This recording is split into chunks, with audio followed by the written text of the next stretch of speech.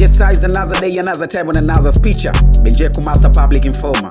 Hii ni Marafiki TV na wewe ni rafiki yetu. Katika kueneza urafiki wetu na kufanya usonge mbele ni pale tunapokupa habari ambazo zinatufikia kama breaking news. Na leo tunayo taarifa inayomhusu muimbaji kutoka nchini Tanzania, anazungumzia 255, muimbaji wa Bongo Flava Harmonize, ambaye anatamba kwa vibao vingi sana na pia tunajua ni CEO wa Konde Gang.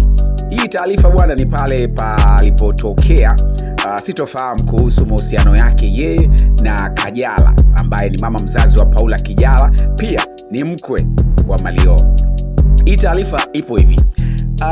Takriban miezi kama 6 iliyopita Harmonize alikuwa na mahusiano na Kajala, lakini kama tunavyojua mahusiano yakakolapsi, kila mtu akashika msini zake. Lakini juzi tumeona kabisa mambo yamekuwa shata. Nadhani Harmonize alificha kama wamelodiana na Kajala, ila kuna ngoma ambayo imetoka hivi sasa inaitwa ngoma inaitwa Leo, ambayo amemshirikisha Mbosso. Hiyo ngoma bwana, kwa mujibu wa Harmonize amemuimbia Kajala kwa sababu ni mwanamke ambaye anampenda, ni mwanamke ambaye tangu ameanza mahusiano naye miaka yote hiyo hakuwahi kumchoka. Hayo ni maneno ya Harmonize kwenye ukurasa wake wa Instagram. Alizungumza hivyo kama bado yupo na Kajala na ataendelea kumpenda, ndo mwanamke ambaye amekonga nyoyo yake. Hayo ni maneno ya Harmonize Konde Gang, CEO wa Konde Gang.